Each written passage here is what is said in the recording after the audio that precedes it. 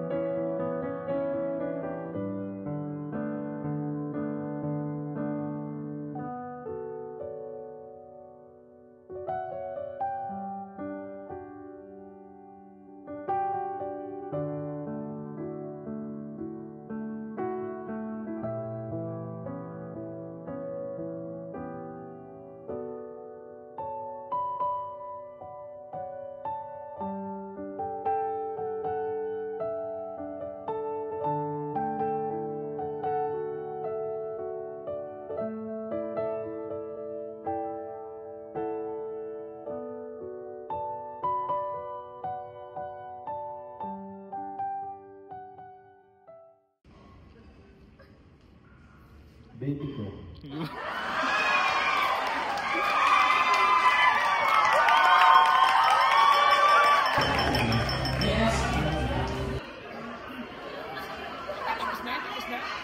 Baby ko pala.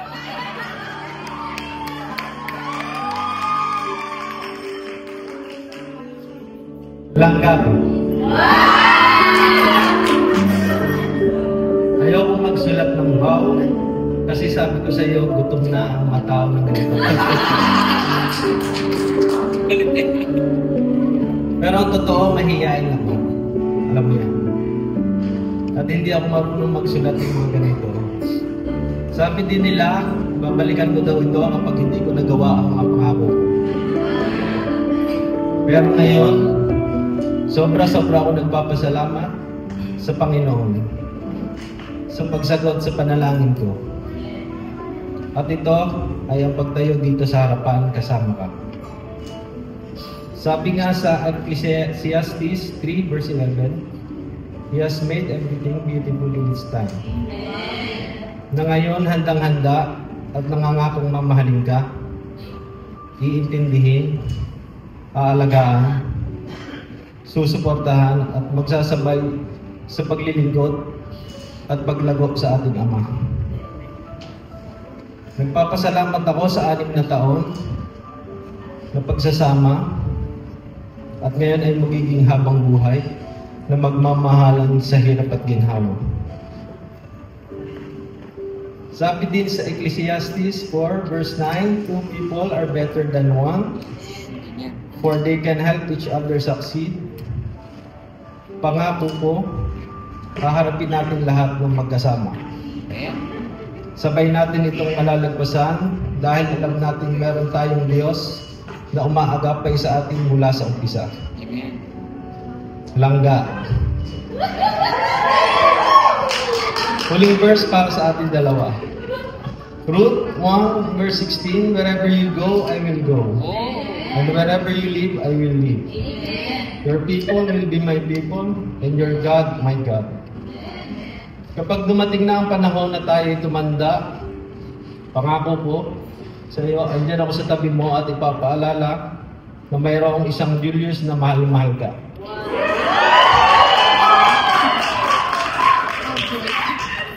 Langga, ikaw ang biyaya sa akin ng may kapal, na buong buhay kong tataas at ipagpapasalamat sa Kanya.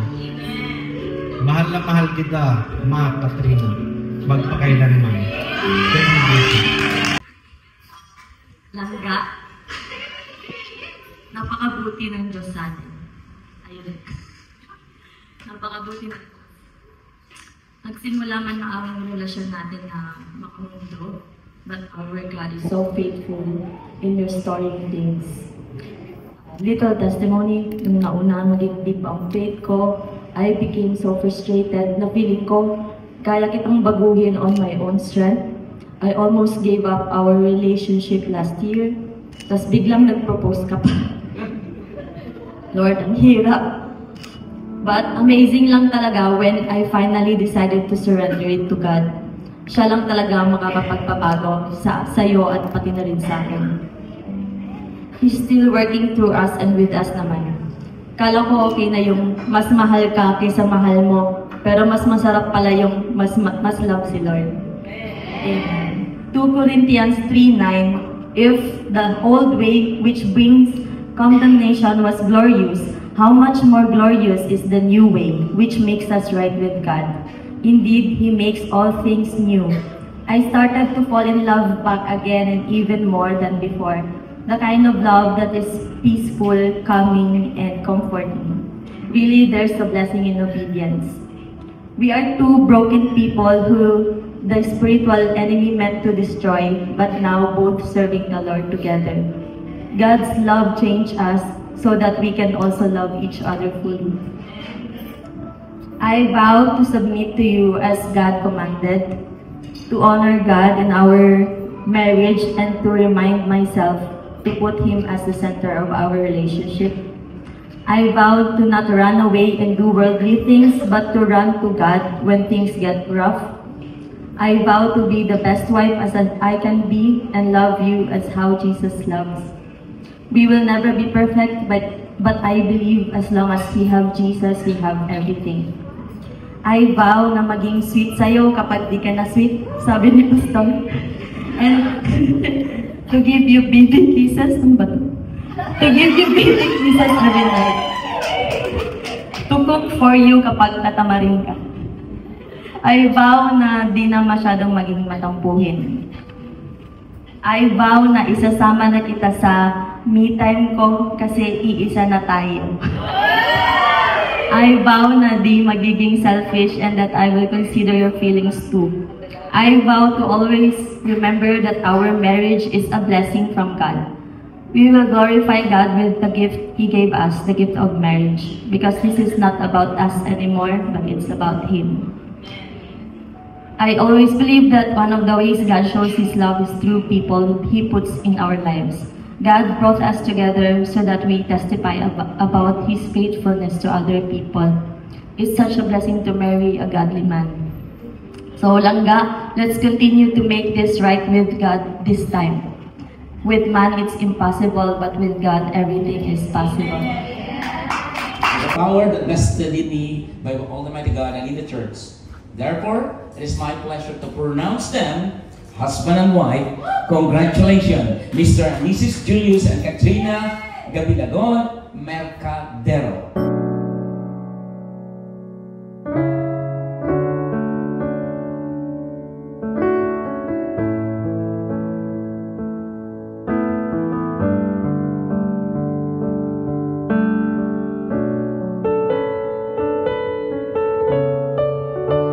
Wala na akong papunta paliwanag kasi next day.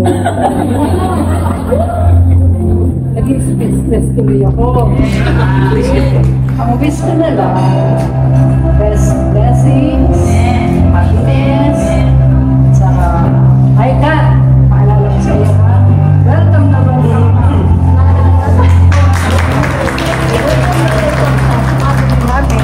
Pero kung sino man ng anak ko, Yeah! Ang sweet pala ni nanay ko. Wala daw masabi pero madami na. ito na lang po ako, na-explain na po ninyo lahat. Okay. Si tata, sige lang po. Okay lang po. Moment niyo po ito. Masaya po ang moment na ito. God bless. Mahal naman. Sweet ni nanay. Sa mag-asawa, di ba, merong away. Kailangan patawad. Kayo matutulog na mag-usap.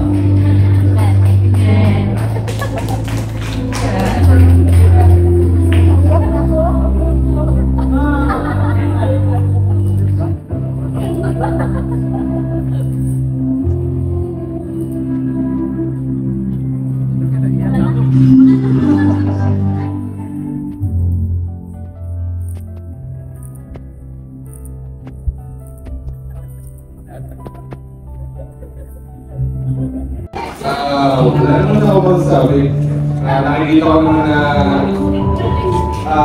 they love each other. Parang nga sila mga lovebirds. Ano sila, kita namin na lagi silang tulungan.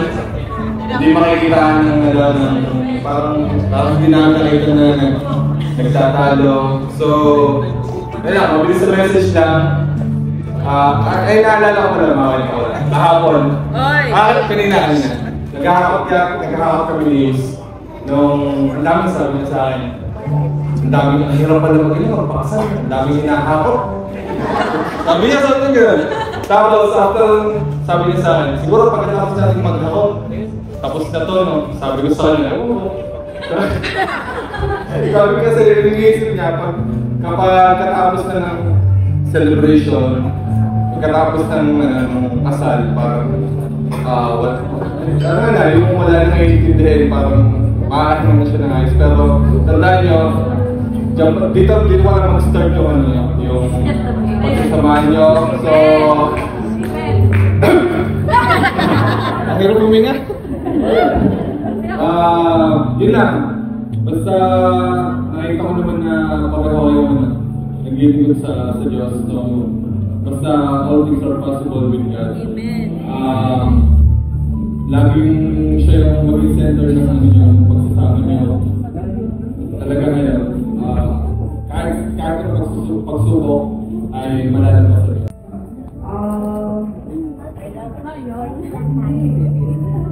Gusto ko mag-thank you sa pagsundo sa anak ko, sa araw-araw. Maraming salamat. And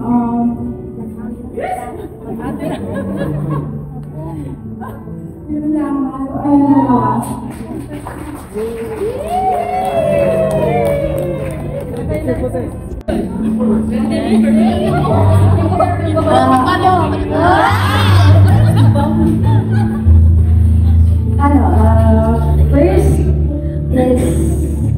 gusto kong sabihin na, gusto kong malaman nyo na kung gaano kayo naging napakalaking blessing sa akin and sa family ko. So, first of all, thank you.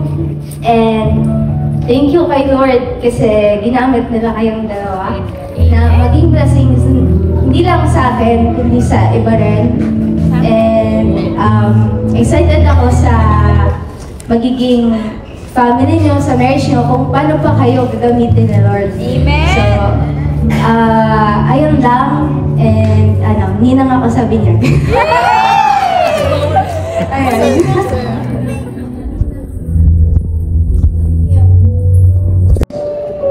Nakita ko nakasunod siya, no? Nakita ko ay kakasal sila. So napagandang deklarasyon na hindi pa dumarating yung kasal, may pahayag na. At nakita ko doon yung glorious intervention of God. At nalaman ko din yung nag-connect in life niya at kung paano siya nag-stand sa Word of God. At yun yung nakita ko na magdadala sa kanila sa isang magtagumpay na magsasama. Na sa sandaling tumayo tayo sa katotohanan ng salita ng Diyos at hindi tayo nakapag-compromise, malaking pagpapala naghihintay sa inyo. Kaya naniniwala ako na sa pasimula ng pagsasama nyo ngayon, maraming blessings sa Panginoon. Materially, financially, spiritually. We can claim all the blessings of God as long as we follow and connected with our Lord Jesus Christ. Yun ang masasabi ko, napili na mag-stand sa Word of God at ang center of all our yung pagsasama, your marriage will be our Lord Jesus Christ. Yung foundation, napakalaga nito. Walang iba. Sa tuwing magkakaroon ng problema, lapit lang sa Panginoon. Kasi ang Panginoon, napakalaga ang solusyon sa lahat. Gagay tayo lagi ng ating Panginoon sa tulong ng Holy Spirit. Ilan po? Thank you, Pastor Jerry. Napaka-heartfelt message. And also, we would like to call on Dan.